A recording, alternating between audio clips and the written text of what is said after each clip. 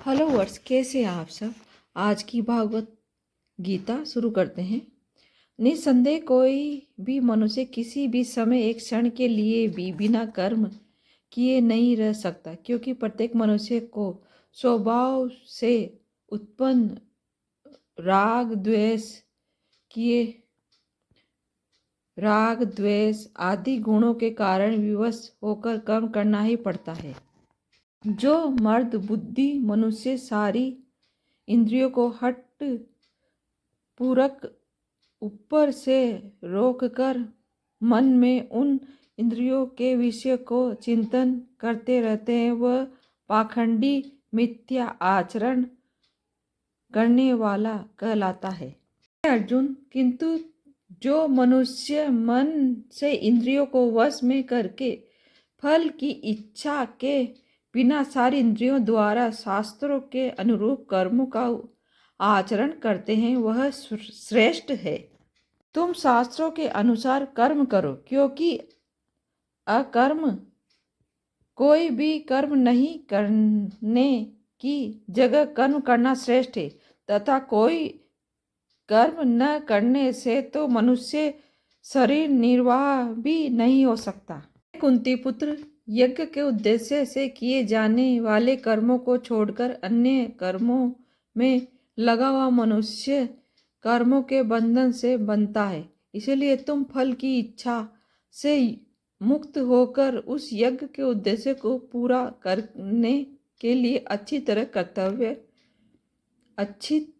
तरह कर्तव्य कर्म करो। इस सृष्टि को बनाने वाले ब्रह्मा ने कल्प की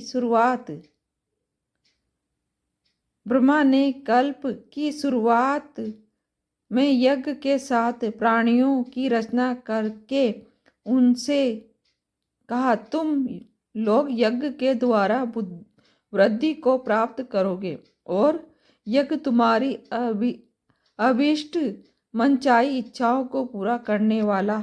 तुम लोग इस यज्ञ के द्वारा देवताओं की उन्नति करो और वह देवता तुम लोगों की उन्नति करे। इस प्रकार निस्वार्थ भाव से एक दूसरे की उन्नति करते हुए तुम लोग परम कल्याण को प्राप्त करोगे। यज्ञ से प्रसन्न होकर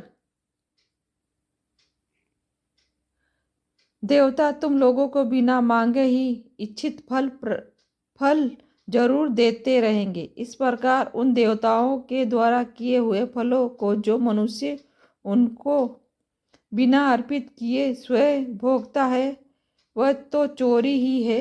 यज्ञ से बचते हुए अन्न को खाने वाले श्रेष्ठ मनुष्य सब पापों से मुक्त हो जाते हैं, किंतु जो पापी लोग केवल अपने लिए अन्न पकाते हैं, वो तो समझो पाप को ही खाते हैं। सभी जीव अन्न से उत्पन्न होते हैं।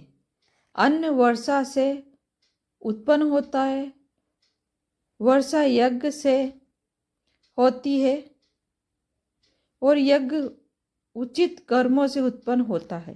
कर्म वेद से उत्पन्न हुआ है और वेद अविनाशी ब्रह्म से उत्पन्न हुआ है। इससे सिद्ध होता है कि सर्वव्यापी परम अक्षर ब्रह्म हमेशा ही यज्ञ में विद्यमान रहता है।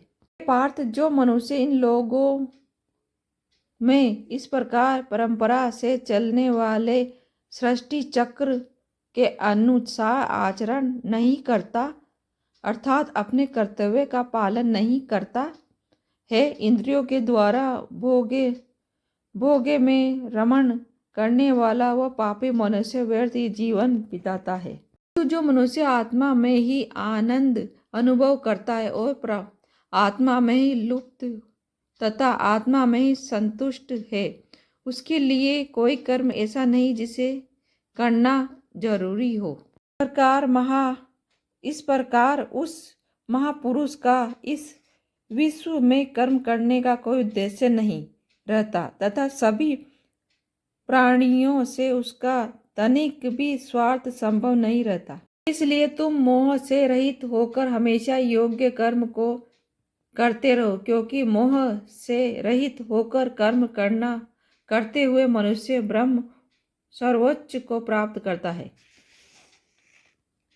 जनक आदि ज्ञानी लोगों ने भी मोह रहित कर्म द्वारा ही परम सिद्धि को प्राप्त किया था। इसलिए भी तथा लोग संग्रह संसार को बचाए रखने के लिए को देखते हुए भी तुम्हारे लिए कर्म करना उचित है। श्रेष्ठ मनुष्य जैसा आचरण करते हैं, अन्य लोग भी वैसा ही आचरण करते हैं। वे जैसा आदर्श उपस्थिति करते हैं, अन्य लोग भी उसी के अनुसार व्यवहार करने लगते हैं। अर्थ, जबकि मेरे लिए कुछ भी करने योग्य कर्म नहीं है, क्योंकि मेरे लिए तीनों लोगों में कुछ भी अपर्याप्त और प्राप्त करने योग्य नहीं है, फिर भी मैं कर्म करने को तत्पर रहता हूँ। आगे की कहानी कल। मेरे चैनल को लाइक, सब्सक्राइब, शेयर कीजिए।